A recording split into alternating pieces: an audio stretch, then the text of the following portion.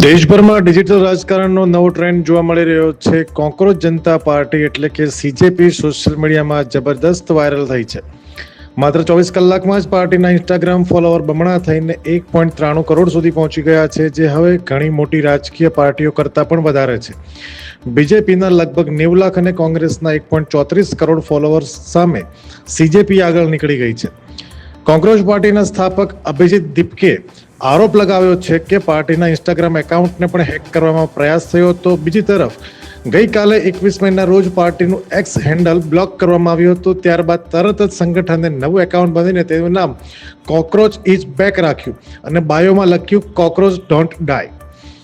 નવા x account ઉપરથી સવારે પોસ્ટ કરવામાં આવી હતી અને થોડા જ કલાકોમાં 1.26 લાખથી વધુ ફોલોવર્સ પણ થઈ ગયા હતા. સમગ્ર મામલો ત્યારે વધુ ચર્ચામાં આવ્યો જ્યારે 15 મેના રોજ સીજેઆઈ સૂર્યકાંતે બેરોજગાર યુવકોને કોક્રોચ કહી સંબોધ્યા હોવાનો દાવો સોશિયલ મીડિયા પર વાયરલ થયો હતો.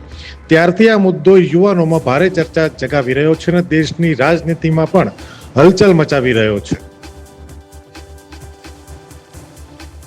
અમે તમને આપીશું પળેપળના સમાચાર. જો તમે અમારા નિર્ભય માર્ગ ન્યૂઝ ચેનલને સબસ્ક્રાઇબ કર્યું નથી તો અત્યારે જ નીચે આપેલા આઇકોન બટન પર ક્લિક કરીને સબસ્ક્રાઇબ કરો અને શેર કરવાનું ભૂલશો નહીં.